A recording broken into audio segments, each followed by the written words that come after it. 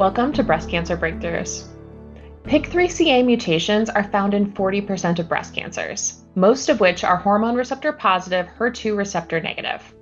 These mutations are found in the genes of breast cancer cells and not in your normal healthy cells. Mutations in the PIK3CA gene and PI3 kinase protein can lead to uncontrollable growth and spread of cancer cells. In today's episode of Breast Cancer Breakthroughs, we speak with Komen scholar Dr. Carlos Arteaga and medical oncologist Dr. Kamal Jabiri as they discuss how the PI3 kinase pathway impacts breast cancer, the challenges in targeting this pathway, and some recent developments from clinical trials that are poised to usher in new treatments to improve patient outcomes while maintaining quality of life.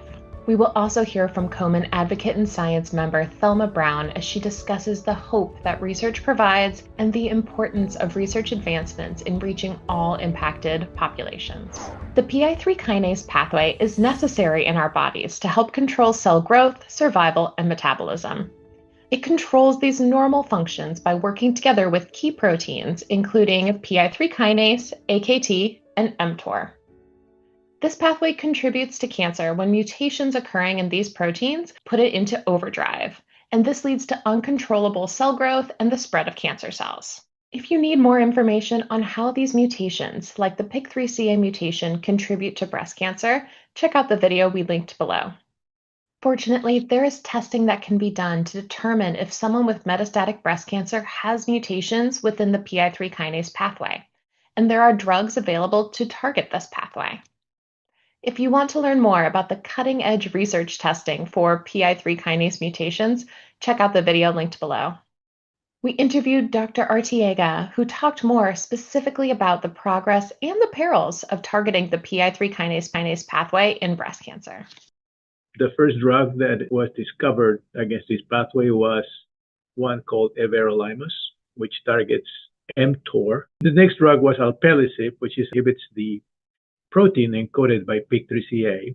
The next inhibitor worthy of mention was capivasertib, which is an inhibitor of AKT 1, 2, and 3. The last one is inavolisib. Inavolisib is one that, again, is an inhibitor of all the PI3 kinase isozymes. This pathway is very important for life, very important for normal physiological function. So we cannot, block too much of it too long. At any time that you inhibit PI3 kinase, one of the things the drugs are going to induce is they block uptake of glucose by cells, because the cells need AKT PI3 kinase to incorporate glucose from the plasma into the cells. So they cause hyperglycemia.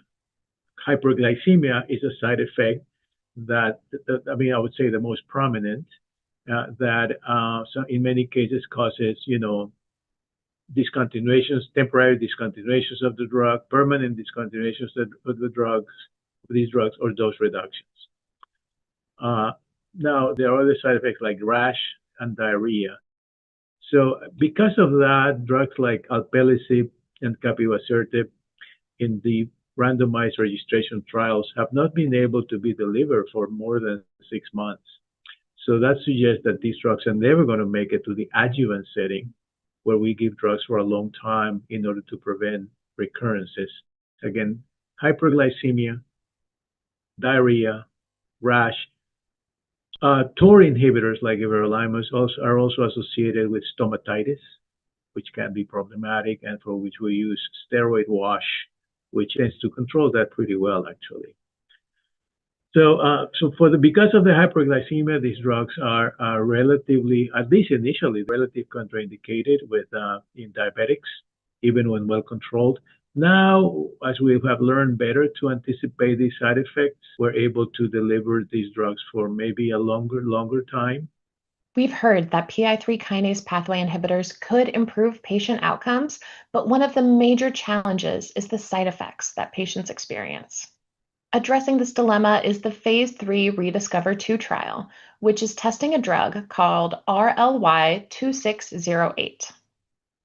While other PI3 kinase inhibitors can target both the wild type and the mutated form of the protein, RLY-2608 selectively targets only the mutant form of PI3 kinase instead of the wild type. This means that it is specially designed to minimize the adverse effects commonly seen with other PI3 kinase inhibitors. Dr. Javeri discussed the ReDiscover-2 trial in more detail.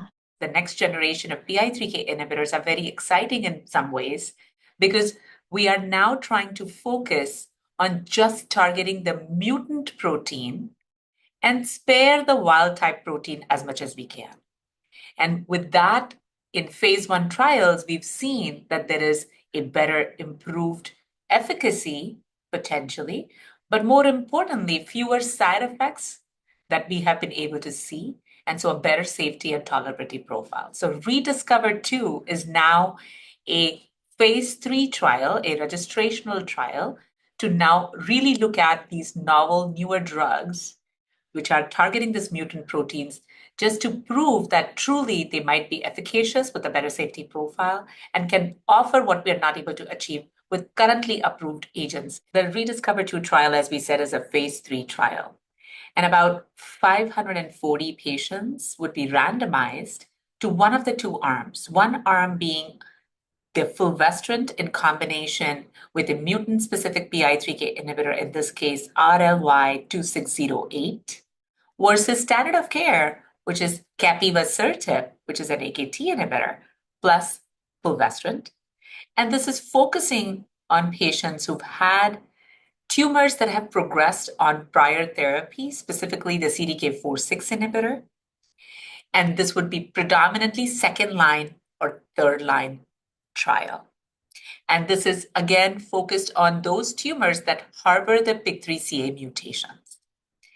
We're trying to look at improvement in progression-free survival, which is the primary endpoint of this trial. With that, progression-free survival means time until the cancer progresses. And we're also looking at other secondary important endpoints such as overall survival.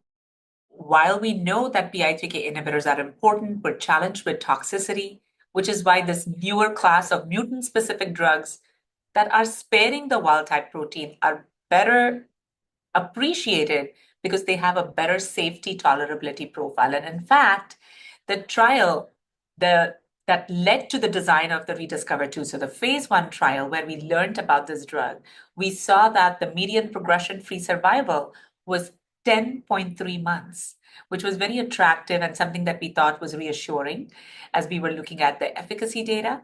And more importantly, we saw lower grade toxicities. We did not see a very high grade of common toxicities that were challenged with the existing PI3K inhibitors. And so this is why we as oncologists are very enthusiastic about looking at the ReDiscover-2 trial to hopefully then see that we're able to improve the outcomes and safety and tolerability with better quality of life for our patients in clinic. While the ReDiscover-2 trial is examining a drug that selectively targets mutant through PI3 kinase, other trials are examining alternative ways to target the PI3 kinase pathway while also minimizing side effects for patients. The Victoria-1 and Victoria-2 trials are both testing the efficacy and the safety of a new PI3 kinase inhibitor called gedatolisib in patients with locally advanced or metastatic hormone receptor positive, HER2 negative breast cancer as a second and first line treatment option, respectively. Gedatolisib is a dual inhibitor for both the PI3 kinase and mTOR, and it does not selectively target mutant forms of these proteins. However, to limit side effects and improve tolerability, patients only receive one weekly dose via IV. Dr. Arteaga discussed one additional trial that he was excited about, the INAVO 120 trial, which led to the FDA approval of inavolisib and had some exciting data recently presented at the 2025 American Society of Clinical Oncology annual meeting. So there's a very exciting trial called INAVO 120 that was reported in San Antonio 2 years ago and was updated at ASCO in 2025. Basically, it's a combination of a CDK4/6 inhibitor, palbociclib, fulvestrant, SERD, and the pan-PI3 kinase inhibitor. That trial was done in patients that had not received prior CDK4/6 inhibitors, that were had recurred during adjuvant therapy or within 1 year of completion of adjuvant endocrine therapy. And the trials showed remarkable prolongation of survival to 37 months compared to the control arm, which was, again, the doublet of palbociclib and fulvestrant. Again, this was in a non-CDK4/6 inhibitor-treated population. The inhibitor was given for a median time of, I believe, close to a year.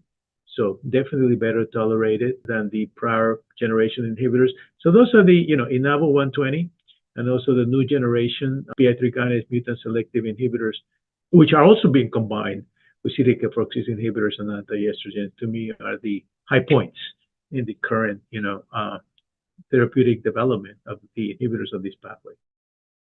Despite the exciting research progress being made, a recent study found that Black women receive PI3 kinase targeted therapies at a lower rate than white women, although both of these groups have similar rates of mutations.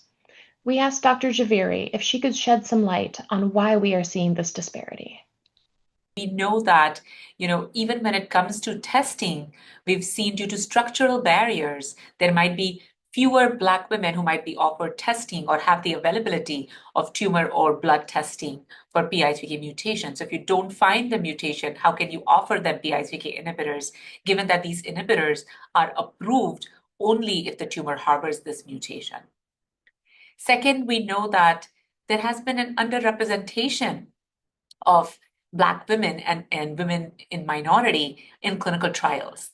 And this is why we have less efficacy and safety data, and therefore an even slower adoption of newer treatments that get approved for these minority patients.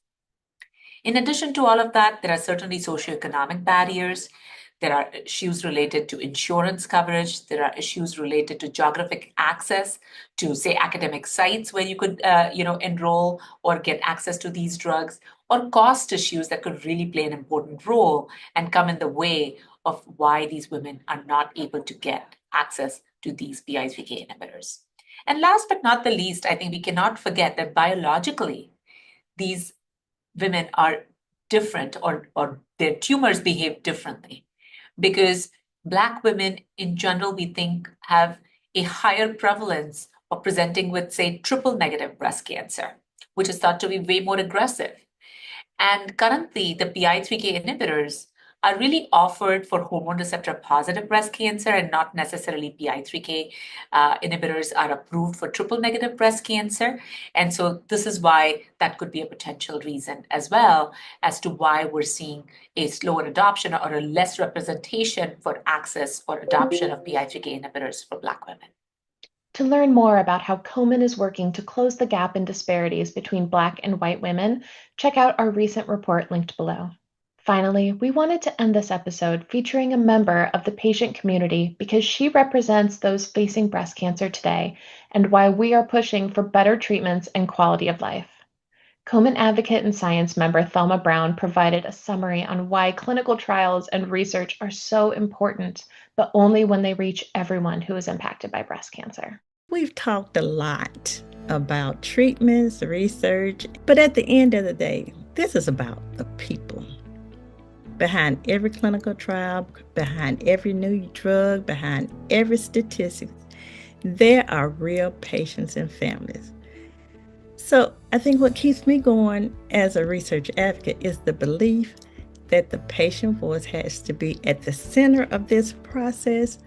We don't just need science that work in the labs. We need science that meets the needs of those living with cancer, no matter their background and where they live.